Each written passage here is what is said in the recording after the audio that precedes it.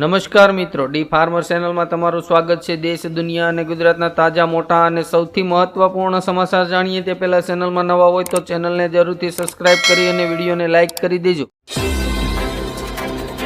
બિહારમાં વડાપ્રધાન નરેન્દ્ર મોદીનું મોટું નિવેદન। પીએમ હોય કે સીએમ, જામીન નહીં મળે તો છોડી દેવી પડશે ખુરશી। વોટ ચોરીના આરોપ સાથે ગુજરાતમાં કોંગ્રેસનું વિરોધ પ્રદર્શન। વોટ ચોરો, ગાદી છોડોના નારા લગાવ્યા। ગુજરાત પર વરસાદનું સંકટ। આગામી 5 દિવસ ભારે। સાબરકાંઠા અને જૂનાગઢ સહિત 8 જિલ્લાઓમાં ભૂકા બોલાવશે। અમદાવાદમાં 7 ડે સ્કૂલના વિદ્યાર્થીની હત્યાના મામલે આજે વેપારીઓનું બંધનું એલાન। કાલુપુર, માધુપુર, રિલીફ રોડની તમામ માર્કેટો બંધ રાખવામાં આવશે। વિસાવદરના આપના ધારાસભ્ય ગોપાલ ઇટાલિયાએ વિસાવદરની બહેનોને વિધાનસભાની મુલાકાત કરાવી। ગુજરાતના મેંદરડામાં 13 ઇંચ અને પોરબંદરમાં 10 ઇંચ વરસાદ। રાજ્યના 70 રસ્તાઓ વરસાદના કારણે ધોવાયા। 70 જળાશયો હાઈ એલર્ટ પર। રશિયાના રાષ્ટ્રપતિ વ્લાદિમીર પુતિને કહ્યું, અમેરિકા આડું ફાટશે તો ભારતનો માલ અમે ખરીદીશું। અમરેલીના શિયાળ બેટની 2 બોટો દરિયામાં લાપતા। 16 માછીમારોની શોધખોળ શરૂ। અમેરિકાના ભૂતપૂર્વ રાજદૂત નિકી હેલીએ ટ્રમ્પને આપી સલાહ, ચીન પર શિકંજો કસવો હોય તો ભારત સાથે સંબંધો સુધારો। ભારત સરકારે જન્મ પ્રમાણપત્રને લઈને કરી મોટી જાહેરાત। હવે 27 એપ્રિલ 2026 સુધી જ સુધારા કરી શકશો। સંસદ સત્ર સરખું ન ચાલતા દીવ અને દમણના સાંસદ ઉમેશ પટેલે કહ્યું, સાંસદોના પગાર અને ભથ્થા બંધ કરો। અમેરિકન ઇતિહાસનું મૂર્ખ પગલું। ટ્રમ્પના ટેરિફ પર ટોચના અર્થશાસ્ત્રીએ કરી ટીકા। કેન્દ્રીય મંત્રી અશ્વિની વૈષ્ણવે કરી સ્પષ્ટતા, રેલવે મુસાફરોના વધારાના સામાન પર કોઈ દંડ નહીં લાગે। કેન્દ્ર સરકારનો જીએસટીમાંથી 12% અને 28%નો સ્લેબ દૂર કરવાની ભલામણ। ગ્રુપ ઓફ મિનિસ્ટરે સ્વીકાર્યો પ્રસ્તાવ। આસામના મુખ્યમંત્રી હેમંત બિસ્વા શર્માનો મોટો નિર્ણય। રાજ્યમાં 18 વર્ષથી વધુની ઉંમરના લોકોને નહીં મળે આધાર કાર્ડ। વિપક્ષના ઉપરાષ્ટ્રપતિ પદના ઉમેદવાર બી સુદર્શન રેડ્ડીએ ઉમેદવારી ફોર્મ ભર્યું। ખડગે સહિતના નેતાઓ હાજર રહ્યા। ટ્રમ્પના 3 યુદ્ધ જહાજો વિરુદ્ધ 45 લાખ સૈનિકો તૈનાત। અમેરિકા અને વેનેઝુએલા ફરી સામે સામે। ડોનાલ્ડ ટ્રમ્પે ભારતને $21 મિલિયન આપ્યા હોવાનો દાવો ખોટો। અમેરિકન એમ્બેસીએ કરી સ્પષ્ટતા। પંચમહાલ જિલ્લામાં લગ્નની નોંધણીનું મોટું કૌભાંડ। ગામની વસ્તી કરતાં વધુ સર્ટિફિકેટ ઇસ્યુ થતા તપાસનો ધમધમાટ। રાહુલ ગાંધીના ભાજપ સરકાર પર એક સાથે 6 પ્રહારો। વોટ ચોરીનો પણ ફરી ઉઠાવ્યો મુદ્દો। ભારત પર 50% ટેરિફ લાદવાના કિસ્સામાં ચીન ખુલ્લેઆમ ભારતના સમર્થનમાં। ડોનાલ્ડ ટ્રમ્પને આપ્યો યોગ્ય જવાબ। અમદાવાદની સ્કૂલમાં હત્યાની ઘટનાને પગલે સુરતની એંગ્લો ઉર્દુ હાઈસ્કૂલે વાલીઓ અને વિદ્યાર્થીઓ માટે જારી કરી એડવાઇઝરી। વીમા પોલિસી જીએસટી મુક્ત થશે તો પ્રીમિયમ વધારવા ઇન્સ્યોરન્સ કંપનીઓની ચીમકી। ગુજરાતમાં સ્થાનિક સ્વરાજ્યની ચૂંટણીને લઈને ભરૂચમાં આમ આદમી પાર્ટીની તૈયારીઓ તેજ। ચૈતર વસાવાના સમર્થનમાં હવે કોંગ્રેસના નેતા સુખરામ રાઠવા સરકાર સામે કર્યા સણસણતા સવાલ।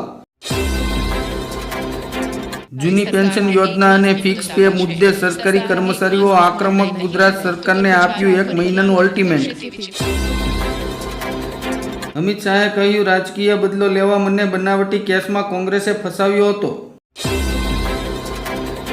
દિલ્હીના મુખ્યમંત્રી રેખા ગુપ્તાને લોક દરબારમાં રાજકોટના એક યુવકે લાફો માર્યો। વિઝા રદ થશે પછી ડિપોર્ટ થશો। ભારતીય વિદ્યાર્થીઓ અને વર્કર્સને અમેરિકાની ચેતવણી। રાજ્યમાં જમીન સંપાદન માટેની નવી મૂલ્યાંકન સમિતિની રચના। 2014 અને 2022ના પરિપત્રો રદ। લોકસભામાં અમિત શાહે રજૂ કર્યું બિલ। સીએમ, પીએમ અથવા કોઈપણ નેતા 30 દિવસથી વધુ જેલમાં રહેશે તો જશે ખુરશી। યુક્રેનમાં યુદ્ધ સમાપ્ત કરવા માટે રશિયા પર આંતરિક રીતે દબાણ લાવવા ટ્રમ્પે ભારત પર ભારે ટેરિફ લાદવાનો નિર્ણય કર્યો। વડોદરામાં એસપીની બદલી સામે હિન્દુ મુસ્લિમ વેપારીઓ અને હિતૈષીઓનો કાળીપટ્ટી બાંધી અને અનોખો વિરોધ। એશિયાના ટોપ 10 ધનિક દેશોમાં ભારતનું ક્યાંય નામ નિશાન નથી। અફઘાનિસ્તાનમાં પ્રવાસીઓને લઈ જતી બસમાં અકસ્માત બાદ લાગી આગ, 17 બાળકો સહિત 71ના મોત. ટેબલ તોડી નાખીશું, બિલ ફાડી દઈશું, અમિત શાહ દ્વારા રજૂ થનારા બિલ મુદ્દે વિપક્ષની ચેતવણી. ટ્રમ્પે ઝેલેન્સ્કીને આપ્યો આંચકો, કહ્યું યુક્રેનની સુરક્ષા માટે અમેરિકાના સૈનિકો નહીં મોકલું. ઉપરાષ્ટ્રપતિ પદ માટે એનડીએના ઉમેદવાર સીપી રાધાકૃષ્ણએ ભર્યું ફોર્મ, દિગ્ગજ નેતાઓ રહ્યા હાજર. ઇસરોએ આપ્યા મોટા સમાચાર, ભારત બનાવી રહ્યું છે 40 માળનું ઊંચું રોકેટ, તે 75,000 કિલો વજન અવકાશમાં લઈ જશે. સુપ્રીમ કોર્ટનો મોટો આદેશ, ખાડાવાળા, ખખડધજ અને ટ્રાફિક જામ થતા હાઈવે પર ટોલ ટેક્સ વસૂલી શકશે નહીં. અમરેલી, ભાવનગર, સુરત, નવસારી, વલસાડ, કચ્છ, દેવભૂમિ દ્વારકા, પોરબંદર તથા જૂનાગઢ જિલ્લામાં હજુ 2 દિવસ અતિભારે વરસાદની આગાહી.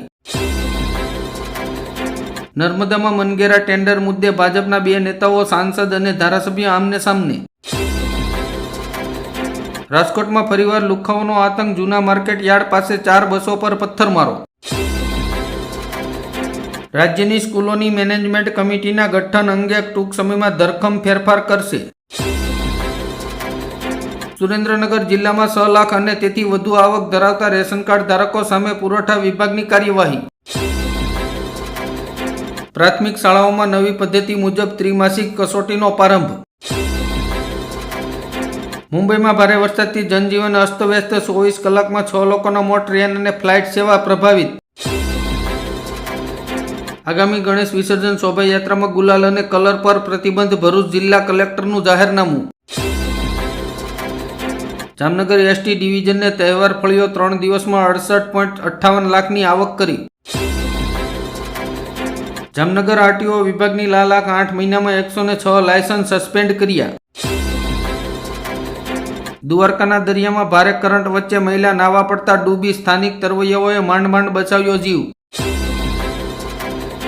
સુરક્ષા ક્ષેત્રે આત્મનિર્ભર ભારત, વાયુસેનામાં 97 ફાઇટર જેટ જોડાયા. પ્રવાસી બંગાળી મજૂરોને રોજગાર ન મળે ત્યાં સુધી મમતા સરકાર આપશે 5,000 રૂપિયા. ટ્રેનોમાં વિમાનના નિયમો લાગુ થશે, જો વધારે સામાન હશે તો ભારે દંડ વસૂલવામાં આવશે. દિલ્હીની 50 શાળાઓને બોમ્બથી ઉડાવી દેવાની ધમકી મળી. સુપ્રીમ કોર્ટે મહારાષ્ટ્ર વિધાનસભા ચૂંટણી રદ કરવાની માંગ કરતી અરજીઓ ફગાવી દીધી. ભાજપના નેતા ગૌરવ ભાટિયાએ રાહુલ ગાંધી પર નિશાન સાધ્યું, કહ્યું રાહુલ ગાંધી પ્રેમની દુકાન નહીં પણ જૂઠાણાની દુકાન ચલાવી રહ્યા છે. યુપીમાં વર્તમાન 100થી વધુ ધારાસભ્યોની ટિકિટ કાપી શકે છે બીજેપી, રાજકીય હલચલ તેજ.